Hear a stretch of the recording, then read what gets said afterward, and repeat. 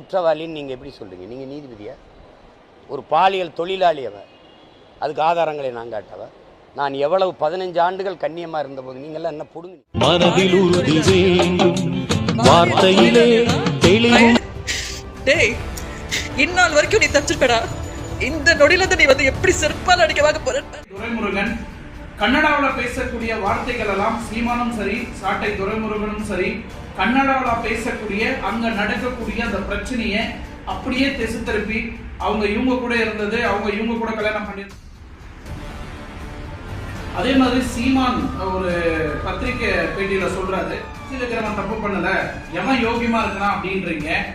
அவன் கட்சியில எல்லாருமே யோகியமா தான் இருக்கிறான். அப்படியே தவறு செய்தாலும் அவங்க கட்சிக்கு களங்கம் உண்டாக்காம, குடும்பத்துக்கு களங்கம் உண்டாக்காம, பெத்த பசங்களுக்கு களங்கம் உண்டாக்காம அவங்கவுங்க போக்குல வாழ்ந்துட்டு இருக்கிறாங்க. யாரும் இந்த மாதிரி வந்து அசிங்கப்பட்டு சீரை கேட்டு போகிறதுல நாம்